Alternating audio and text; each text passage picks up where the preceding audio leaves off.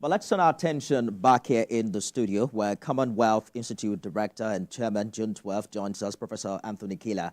Happy Democracy Day to you. Today. And thank you so much for coming.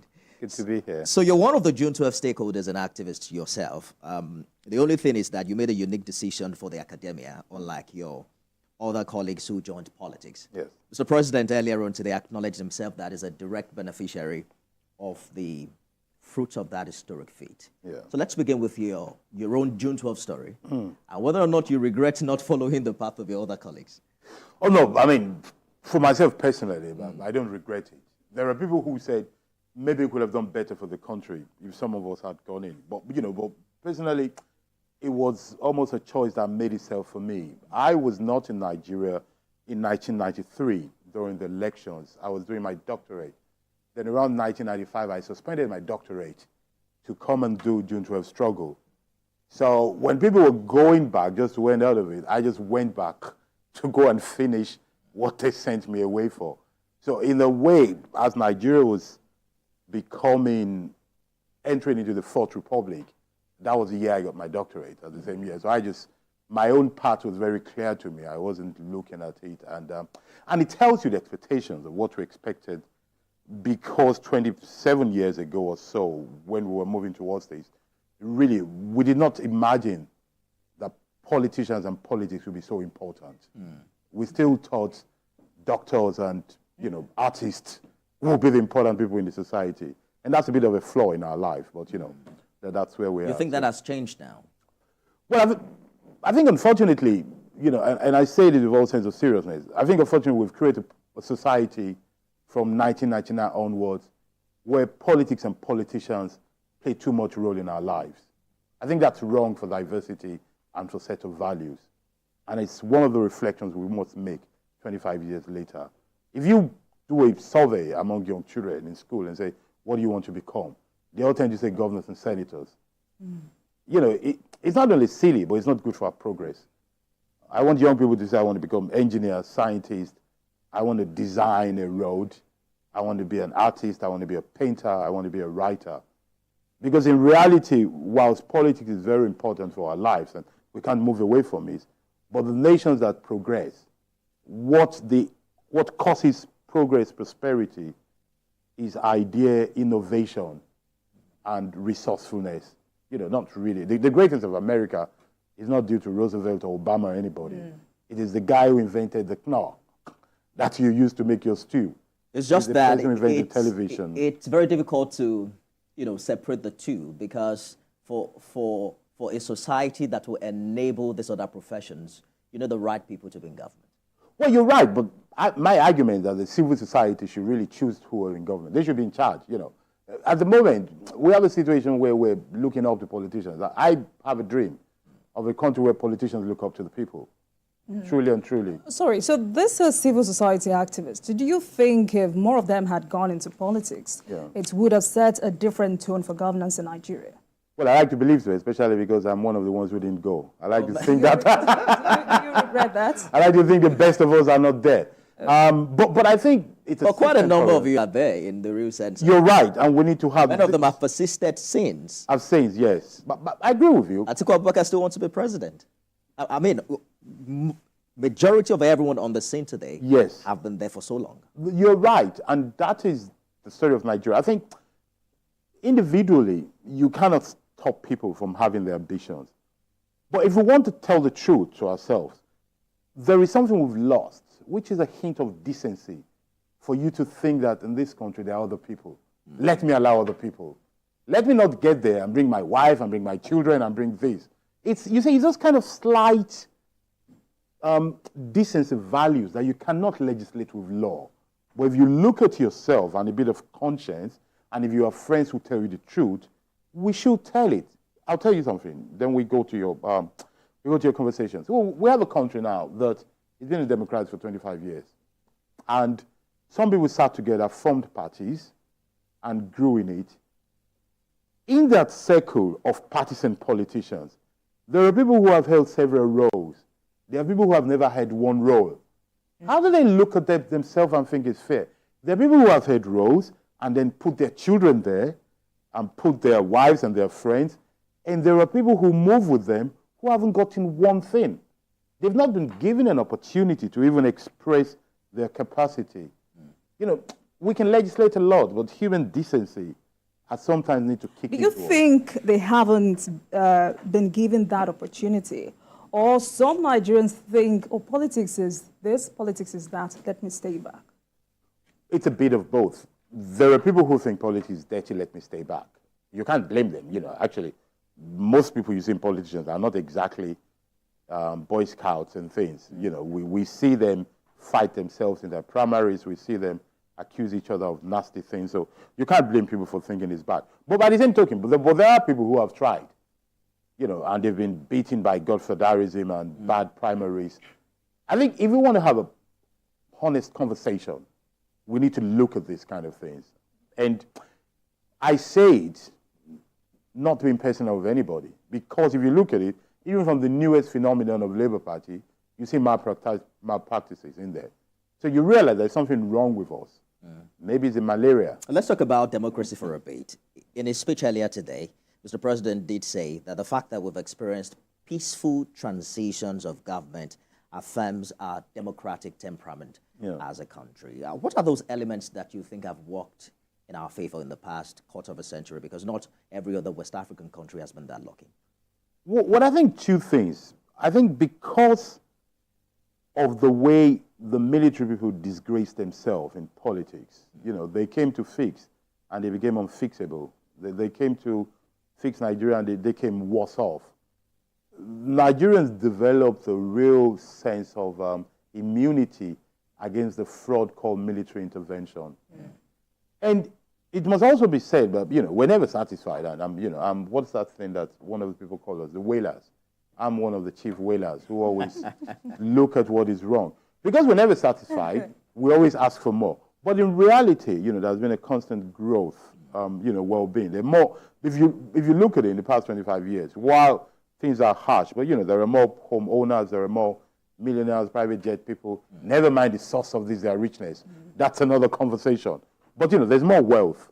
And that has shown people that democracy is worth it. You know, there's also shown them that, you know, that people like me can come here and criticize the president and say whatever I like. And that has given people a sense of this democracy is good, it is worth it. And the idea that whether you win or not, people can imagine that they can have a role to play. That has endeared democracy to people. And that's one of the things. It's not a perfect system, but, you know, definitely better than the military system. And I think that's what the president was doing today. And perhaps we're doing better that we're also willing to acknowledge. Because you go to countries like Niger where the military juntas seem to even enjoy some form of local popularity and support, unlike what the Western world would like to paint as democracy being the answer to all of our programs. Well, I get your point, but on principle, I never compare myself to people worse than me. I always tend to, when people talk, I always compare Nigeria to countries far better. I never look backward. I tend to look forward to see people who are doing better. But I think from the president's speech today, which, by the way, I thought was a very good speech. I'm not a generous marker. My students know me, but I thought that was a good speech, and I'll rate him high. In the sense of content, in the sense of historical texting context and organization of the speech. And if you look at paragraph for paragraph, you know, rather than make it about himself, he made it about the value of democracy. And one thing he did, in a way, he was reselling democracy. You know, like pastors do on Sunday, every day. They tell you Jesus loves you. And I say, but I know, that's why I'm here. Why are you telling me again? But you see why they're saying it, because they want to reiterate it to you so that you're not taken away by the devil. And reinforce their ideas. Reinforce the idea. But there's something more to say.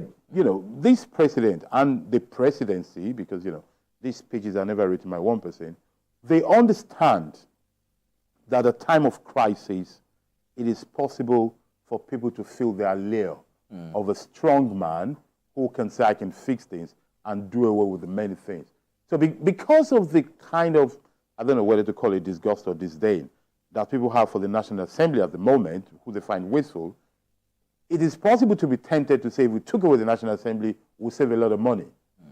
That is how the allure for dictatorship starts, or, you know, less democracy starts. So this president, who knows that there is hardship in the land, feels it, reiterates that. His message was this: this democracy is great. A lot of people worked for it. And by the way, I digress, but not too much, to say that I like the fact that he took time to list some of the people. It's perhaps the first time we're hearing Well, that exactly, that's happened. So that's a great thing. Unfortunately, he didn't list everybody. He didn't list some of us, but he can't list everybody. He couldn't have, yeah. He couldn't have, because that would be a whole speech. I think he acknowledged that as well. But acknowledged that. And you should be happy. He listed the media as well. Absolutely. And he listed. And I also think that puts his administration under more pressure, Yeah. you know, to be able to. He left out Labour, though. I should remind him, because Labour did a lot as well. But he mentioned Frank Kokori, but Yeah. he left out the Labour Union. By the way, he talked about the minimum wage bill to be passed in the National Assembly. So that captures labor in some way. But how important is this Hall of Fame that you're talking about, both dead and alive, to our democracy? I think it's very crucial. I think it's very, very important for people to understand that when you do something selfless and give to your country, when rather than amassing cars and houses, you actually stand for what you believe in, I think it is good for the system to create a legacy for such people, so that other people will be inspired to do such. Because it is important that we say this. This democracy that we're talking about, these heroes that you talk about, the list that you mentioned, let's not forget it. There were some people who either looked away, who were docile, who did nothing, or people who even embraced the dictators. It's a pity that when we, I repeat, I know this is not a popular thing, but let me say it, I don't really mind. I repeat that one of the errors we made in 1999, that we didn't draw a line to say anybody who has collaborated with the past regime should not be allowed in this democratic regime, you know, like a clean slate. That should have been a good start. You know, What impact would that have made? It will have made, very good question, it will have created the value of democracy. It will have been a line that divides Democrat from non-Democrat, so that everybody in the room, no matter what party you belong to, we hold some values sacred. And it is not something that is out of this world. So you think some people just wore agbada on the khaki post-1999? Oh, yes, some people will have khaki in their brains and their conscience. You know, there's some people who democracy is alien to in this country. You can see them when they demand unnecessary deferential treatment, when they try to impose things. But it is not just the leaders, I must say. There's a whole set of Nigerians that you look at them and you realize that we do not understand the concept of democracy, which we must accept. Nobody is born a Democrat. It is even alien to our culture. Democracy is a civic thing, civitas. It's something you acquire. The idea that you're brought up believing in the quality of human being, the supremacy of the law. By default, our culture, our way of life, is to ask for exceptions. You tell somebody, I'm busy. You say, can I quickly say something? That is the way we are. You tell somebody, so I can't talk to you now. You say, no, can I quickly say this? You tell somebody offers you something. You say, I don't want it. You say, please buy it from me. We believe in exceptions. We have to be taught. And, you know, this is really is a leadership, is a failure of leadership, of schools, of families, of churches and mosques and community. Nobody's born Democrat, I repeat. It's something you're taught, like using knife and other cutleries to eat. We have to be taught to believe that orderliness, transparency, accountability, rule of law is the way to lead in this society. We don't want democracy. We go back to the Kabiyesi thing, and you know. All right. I mean, earlier you said, despite the imperfections, democracy is good for us. But when you hear young Nigerians clamor for military rule, at the slightest dissatisfaction with any issue, what comes to your mind? When it comes to my mind, well, because I know, because some of us have studied these things, I'm not surprised. I actually can predict they were going to call for it. There are three main causes why people will want to abandon democracy for military rule. The first is bad governance. And unfortunately, bad governance is measured by economic index. Once people are hungry and food is expensive, they think this government is not working. No matter if the government is talking about dealing with vengeance. And it must be said, you know, so that we don't appear as if we don't know what we're talking about. The government has always said, and the president has repeated today, we are working for you, and you know, very soon things will be better. But let us tell the president that, Mr. President, and everybody around you, I have a message for you. This your message of saying we're working for you. You sound like somebody in the kitchen of a restaurant or at home who tells us the food is going to be ready soon and it's going to be delicious. And here am I in the dining table saying, but I am hungry now. When is this good food going to be ready? So I think, you know, they need to speed up something in Abuja. That's my message to them. So One thing is bad governance. The other is legitimacy. Anytime people can say that a government has not got the full support of the people or is not elected legitimately, they tend to delegitimize it.